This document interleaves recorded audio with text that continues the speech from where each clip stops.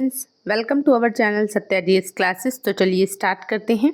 भारतीय इतिहास के घटना चक्र के अंतर्गत हम पढ़ रहे हैं मध्यकालीन भारत के इतिहास को, और आज का हमारा टॉपिक है तुगलक वंश। ठीक है, हम दिल्ली सल्तनत को पढ़ रहे हैं और दिल्ली सल्तनत के अंतर्गत हमने सबसे पहले पढ़ा है गुलाम वंश।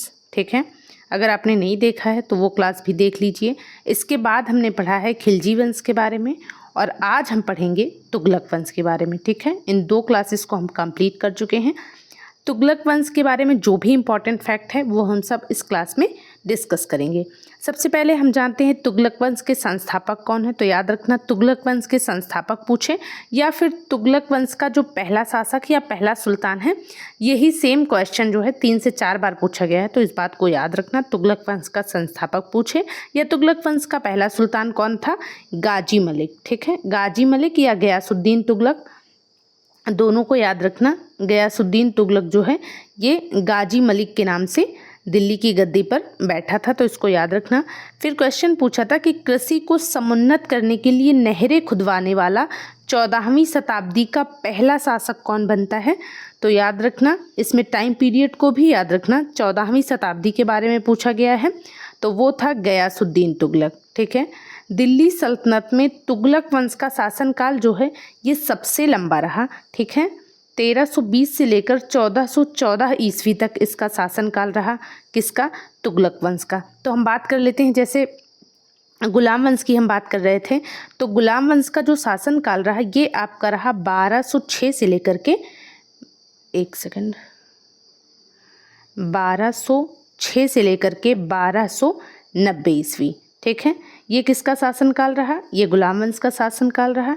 इसके बाद अगर हम खिलजी वंश की बात करें, तो खिलजी वंश का जो शासनकाल रहा वो आपका रहा 1290 से लेकर के 1320 ईस्वी, और इसके बाद फिर 1320 से लेकर 1414 ईस्वी तक, 1412 तक एक्चुअली जो है ये तुगलक वंश का शासनकाल रहा। इसके बाद फिर भारत पर सैयद वंश आता है, और सैयद वंश के बाद फिर लोधी वंश आता है, जिसको हम दिल्ली सल्तनत के अंतर्गत ही पढ़ते हैं इन 5 वंशों के बारे में।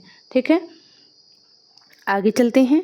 दिल्ली सल्तनत का सर्वाधिक विद्वान शासक जो खगोल शास्त्र, गणित एवं आयुर्विज्ञान सहित अनेक विद्याओं में माहिर था, वो कौन था? तो याद रखना, वो था मोहम्मद बिन तुगलक। ठीक है, मोहम्मद बिन तुगलक को रक्त पिपासु भी कहा गया है, इसको पागल बादशाह भी कहा गया है। लेकिन याद रखना, तुगलक वंश का ही नहीं, दिल्ली सल्तनत का ही ये सर्वाधिक विद्वान शासक था। इसे खगोल शास्त्र का ज्ञान था, इसे गणित का ज्ञान था, इसे आयुर्विज्ञान का ज्ञान था, और भी बहुत सारी चीज़ों का ये ज्ञाता था। मोहम्मद बिन तुगलक के बारे में थोड़ा डिटेल में जान लेते हैं। मोहम्मद बिन तुगलक ने एक पृथक कृषि विभाग की स्थापना की थी, अमीरे कोही के नाम से।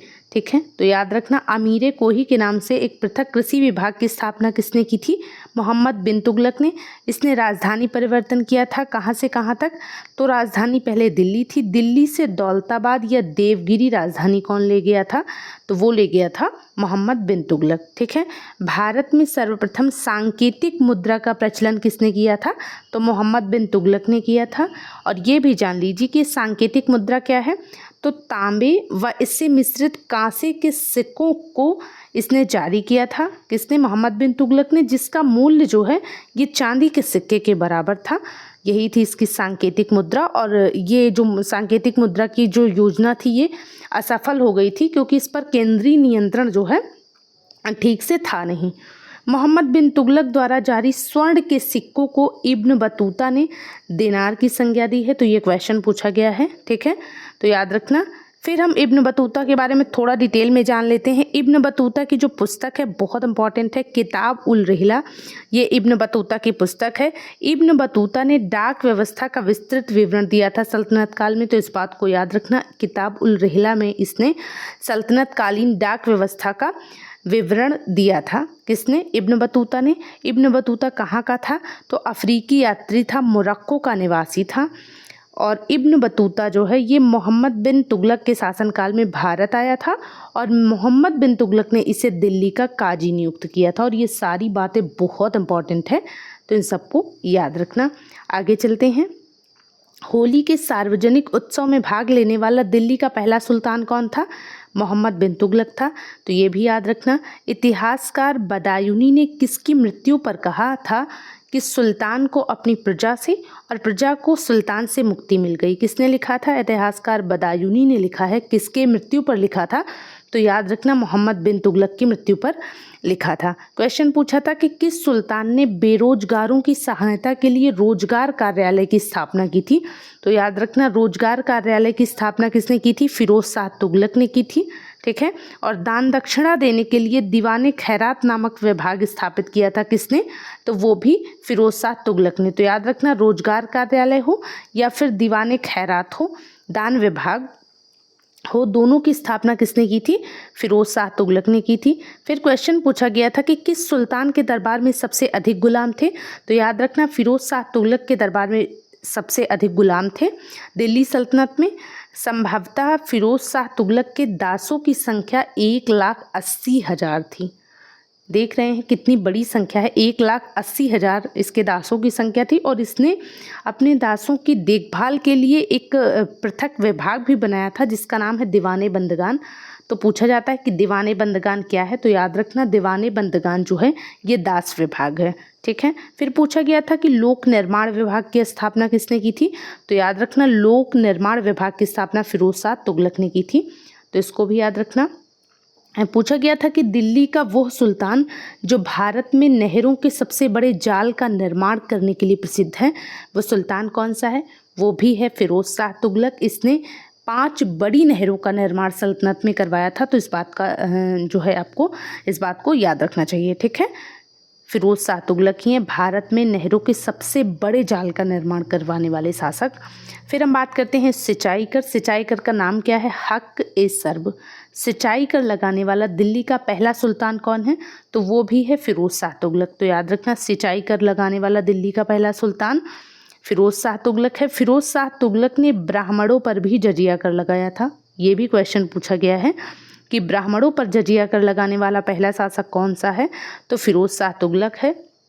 इसने जो है ब्राह्मणों पर भी जजिया कर लगाया था। किसने? फिरोज शाह तुगलक ने। फलों की गुणवत्ता को सुधारने के लिए इसने उपाय किए थे और 1200 नए बागों का इसने निर्माण किया। एक्चुअली 1200 नए बाग लगवाए थे। ठीक है। किसने? फिरोज शाह तुगलक ने। ठीक है। टोपरा तथा मेरठ से 2 अशोक स्तंभ दिल्ली लेकर आए थे। कौन? फिरोज शाह तुगलक। इन्होंने अनुवाद विभाग की स्थापना की थी जिससे हिंदू एवं मुस्लिम दोनों संप्रदायों के लोगों की एक दूसरे के विचारों के प्रति समझ बेहतर हो सके। तो इस बात को याद रखना। अनुवाद विभाग की स्थापना किसने की थी? फिरोज शाह तुगलक ने की थी। और क्यों की थी इसका उद्देश्य भी बहुत इंपॉर्टेंट है। ठीक है। राज्य के खर्च पर हज की व्यवस्था करने वाला सल्तनत का पहला सुल्तान कौन था? फिरोज शाह तुगलक था। इसने दारुल सफ़ा नाम का एक खैराती अस्पताल भी स्थापित किया था। तो याद रखना दारुल सफ़ा नाम के खैराती अस्पताल की स्थापना किसने की थी? फिरोज शाह तुगलक ने की थी।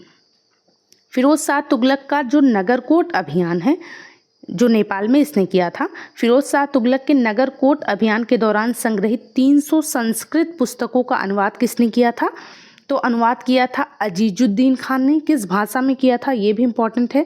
तो फारसी भाषा में किया था और इसका नाम रखा था दलाइल फिरोज शाही। तो याद रखना। फिर हम बात करते हैं तुगलक वंश के अंतिम शासक की। तुगलक वंश के अंतिम शासक कौन है? नासिरुद्दीन महमूद शाह हैं और इनका जो टाइम पीरियड है 1394 से 1412 ईस्वी। नासिरुद्दीन महमूद शाह, इनका समय काल कितना है? 1394 से 1412 ईस्वी। और इनके समय एक महत्वपूर्ण घटना होती है। मध्य एशिया के मंगोल सेना नायक तैमूर ने भारत पर आक्रमण किया। और ये क्वेश्चन बहुत बार पूछा गया है कि तैमूर ने किसके शासनकाल में भारत पर आक्रमण किया था? तो नासिरुद्दीन महमूद शाह के शासनकाल में। और ये तुगलक वंश के अंतिम शासक थे। कब किया था? तो 1398 में किया था। और तैमूर के आक्रमण के बाद भारत पर किस वंश का राज्य स्थापित होता है? तो सैयद वंश का। ये रही आज की क्लास। आई होप आपको ये क्लास पसंद आएगी। अगर आती है तो प्लीज़ इसे लाइक करें, शेयर करें और अपना फीडबैक भी हमें ज़रूर दें। Thank you so much.